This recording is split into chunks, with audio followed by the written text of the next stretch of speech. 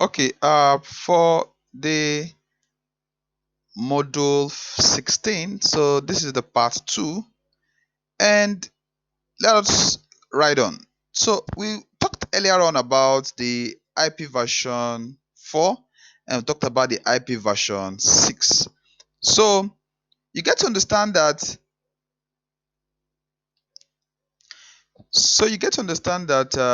the IP version 4 have its own headers, and also the IP version 6 has its own headers.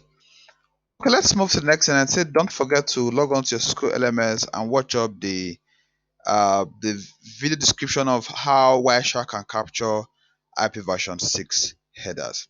IP vulnerability. So we've understood IP addresses, both IP version 4 and IP version 6. So the next thing we're going to be looking at is what are the vulnerabilities that we have in the fact that we have an IP address that is going to help us aid communication. Don't forget, most things you have vulnerabilities for is as a result of them doing the nice things. It's as a result of them doing the good stuff. For instance, NTP, Network Time Protocol, what are the vulnerabilities? You get to understand that because the server or the DHCP server or the router logs time of everybody that have access to it and what times people came in and whatever.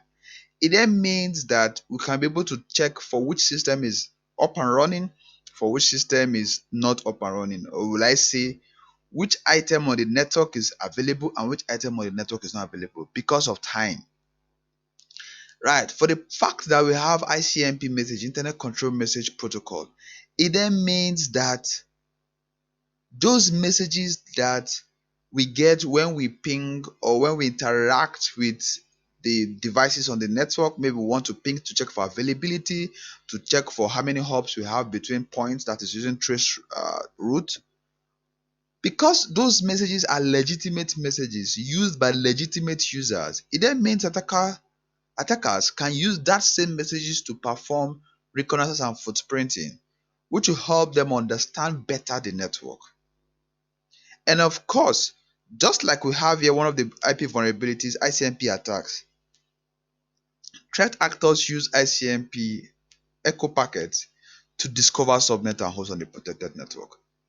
Actually, this is a legitimate use case for ICMP, but an attacker can come and use this particular ping command, either a singular ping or a ping sweep, to get to identify the entire guys we have on the network. Its classic tool Nmap is going to do that.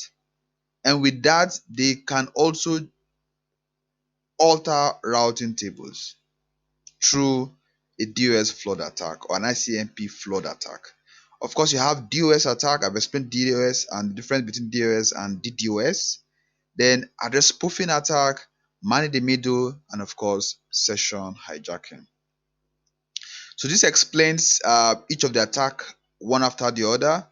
ICP was developed to carry diagnosis message and to report error conditions when routes, host, and ports are unavailable. So it's a good use case that we have it. But what now happens if an attacker gets hold of that? So threat actors use ICMP for reconnaissance and scanning. So they'll use that to get information about our network and now plan an attack. Okay, so please don't forget to check out the Cisco elements to watch this 3 hours video that will help you better understand what I'm talking about. Okay, this amplification and reflection. If you also watch this, you'll better understand that. Address spoofing will make sense here. Anytime you hear the word spoofing, right, just put it in your mind that you're actually trying to make a clone or disguise as another host.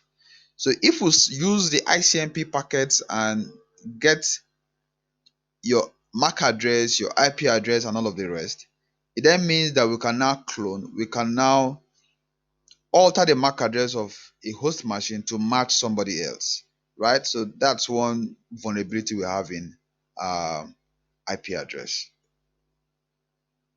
What about TCP and UDP vulnerabilities? Don't forget to say this is connection-based connection. And user datagram protocol is the connectionless kind of connection. So this has its own advantages and of course disadvantages. This has also its advantages, disadvantages. Not really that one is better than the other. I've discussed that all before now. We discussed earlier on also the different kind of packets that we have in our flags, or rather the different type of flags we have in our packets, like the urgent, acknowledge, push, reset, synchronize, and of course finish. Okay, anything that makes sense here we need to explain. It's going to give you a hard time. We've talked about the three-way handshake before now. Um, what else? Here you want to understand the applications of UDP for domain name service, dynamic host configuration protocol, and the rest, right?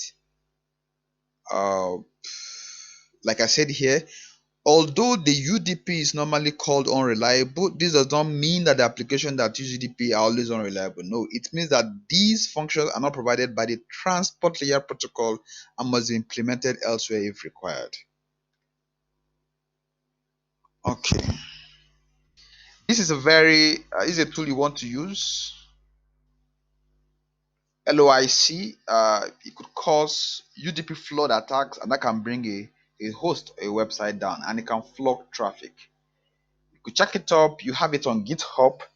If you can use it to attack a particular host, a particular IP address.